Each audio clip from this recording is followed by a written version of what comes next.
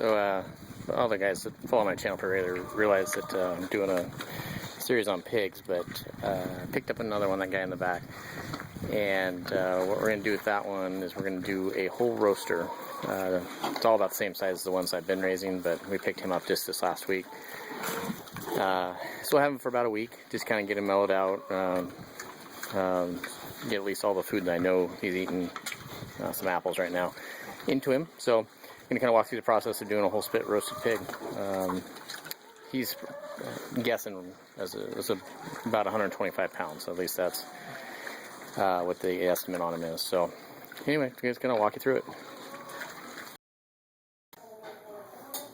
Okay, so here's our pig. We got them all separated. The other 5 are outside.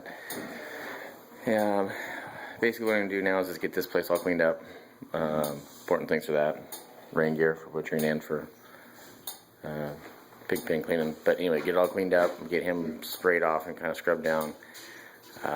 Bring it to the butchering process. I don't think I'm going to show actually shooting them because someone will probably complain and they'll get taken down, but essentially what you're going to do is you have 2 choices. You shoot them right between the eyes, or shoot them through the ear for a whole roaster, so depending on if you want a bullet hole or not. But anyway, I'll go more into depth on the next video that I'm doing on butchering all these other ones. But anyway, that's the one for the spit. Okay, got them all showered, got some fresh bedding chips in there, which helps them get a little cleaner. But I'll kind of let them dry out for here half hour or so. Then we'll get them butchered and kind of go through that process. Okay, so here's the series of knives I'll be using. Got a couple for skinning. That one's just got a gut hook on it for gutting it. This one's pretty important. Something that's similar to this is just basically a very stiff bladed one that I'm going to bleed it with. And the reason why I want something that's got something that's fairly small but stiff, you don't want to break it off or anything. So basically that's going to, after the pig's been shot, be stuck in its neck to let hopefully hit one of those arteries and have it bleed out quickly. So anyway, that's kind of the equipment that's going forward. Okay, nice clean kill, super fast, got them bleeding out, getting all the blood rinsed out, so it's easier to clean up, and we'll get them ready to go on the spit.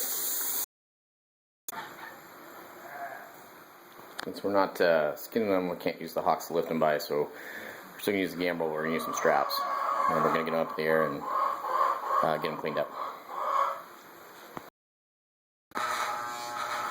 Okay, so we're getting the hair off of it next. It's kind of going to be a little bit slow process, but a little shave and haircut. Okay, so we got them all electrically shaved and going to a quick once over with the razor, and we're going to get the guts out of it.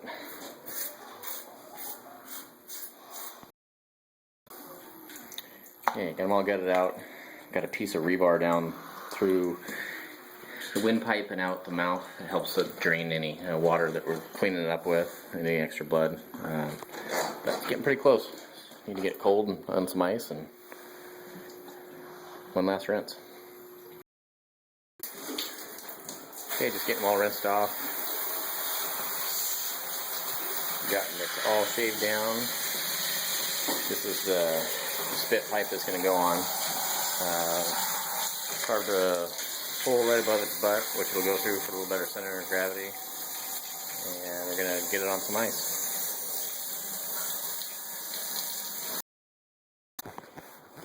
Okay, got them into the cooler box. It's actually my father-in-law's box used for tuna fishing. I put in some plastic pots just for spacers. We're going to fill this thing up with some ice.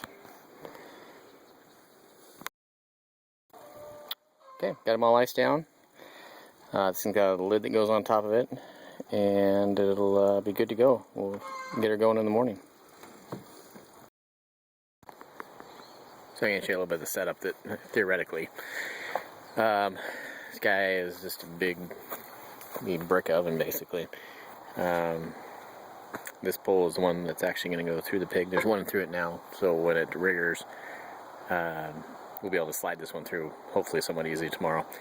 A bunch of cinders in the bottom. We're going to start a fire tonight just to heat everything up, and then tomorrow morning we'll put the pig on and build the fire kind of on that side. And motor, so I think it's 3/4 horse, to a gear reducer, a little something down there to make her spin a little smoother, and then on top will be lids. These are big sheet metal with handles. Tonight we're just doing regular wood just to get everything heated up. Tomorrow there'll be some mix of oak and alder and some cherry.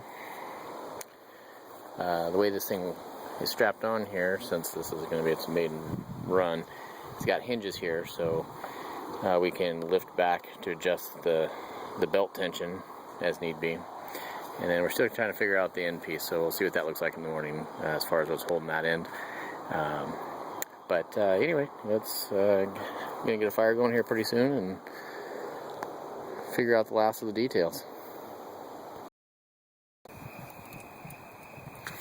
Okay, got the fire going. It's night before. It's getting everything kind of dried out underneath it and the blocks warmed up. Hopefully, if we plan this right, we'll just have a nice big bed of coals in the morning to start off with. And we can start kind of smoking it.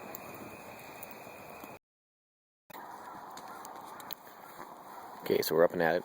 Our coals made it through the night, and it's gonna burn off the rest of the solid pieces of wood, and then we're gonna move on to our smoking woods over there. After we spread this out, and we're gonna try to start it pretty slow. We don't want it to cook too fast since it's for dinner tonight and it's 6 o'clock in the morning. So try to get a good smoke layer on it and see how it goes. So we got it out of the ice. Have the temporary spit, which we had in there overnight. That's just so we can get the full length when it's over there through this thing. And we've got a pathway hole, so we're gonna get that one out and put the other one in. One other thing we're gonna do is put this bag of some onions, apples, garlic in the chest cavity. One of us probably. Rub-a-dub-dub. Just putting in some seasoning in the cavity. Kind of a cool little thing we just did to get the bigger pipe through. We just duct taped them together and it slid right through, so that was a pretty slick way to do it. So I have these little bars that are going to go through front end, back end, and then a cup through the cavity to keep it from spinning. And the veggies are going in. Okay, upon further review, we decided just to dump the veggies and apples and garlic and stuff just inside. The bag was too hard to work out with the pipe. So, anyway, slight edit there, but I think that'll work pretty good too. Alright, so we got it all wired up. Nice stitchery. Sewed up the body cavity with stainless steel wire. Got all the posts on, and it's going over some flames now, or at least next to some. Okay, it's on there. Gonna get the lid on and get it cooking. So you got the covers on, just kind of letting it smoke. Not really a whole lot of temperature going on there, 125. Our rotisserie's not working real well, it keeps shearing the pins, so we're just going with a rotation every 15 minutes. Okay, got it repaired. It required putting a bolt instead of the shear pin through, but it's on a slow rotation. Okay, here's what it looks like on the spin. It's what? Oh, you guys left the little golden locks on it. Look at that. Just a touch around the edges. Cute. Okay, pretty close to pulling it off. Skin's cracking like a shell. You're fine. You can tell. You can give your opinion too. Anyway, then the rest of the match of getting it somewhere we can present it. All right, all roasted, getting it appled, and he is ready to go. As always, thanks for watching. Have a good one.